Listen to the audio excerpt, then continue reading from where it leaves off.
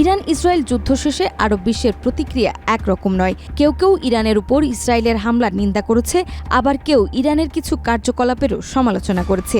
এতে করে দ্বিধান্বিত ও বিভক্ত একটি আঞ্চলিক চিত্র স্পষ্ট হচ্ছে। যুদ্ধ পরবর্তী সময়ে সৌদি আরব কৌশলী অবস্থান নিয়েছে। আল উদাইদ ঘাঁটিতে ইরানি হামলার বিরুদ্ধে তারা প্রথমে নিন্দা জানালেও পরে ইরানের সঙ্গে সম্পর্ক জোরদার করেছে। এদিকে ইরানের হামলায় সরাসরি ক্ষতিগ্রস্ত হওয়ায় কাতার স্পষ্ট ক্ষুব্ধ। কাতারের প্রধানমন্ত্রী বলেন, এই হামলা দ্বিপাক্ষিক সম্পর্কে নেতিবাচক প্রভাব ফেলছে। তবে ইরান ও কাতার উভয় পক্ষই সম্পর্ক স্বাভাবিক রাখতে পর্দার আড়ালে কাজ চালিয়ে যাচ্ছে। আরব বিশ্বের অন্যতম দেশ আমিরাত চায় শান্তি ও ভারসাম্য।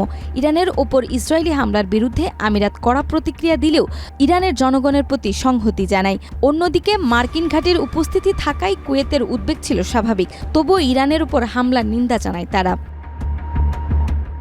সদানিরপেক্ষ ওমান দ্বন্দ্বের মধ্যেও শান্তির দূত।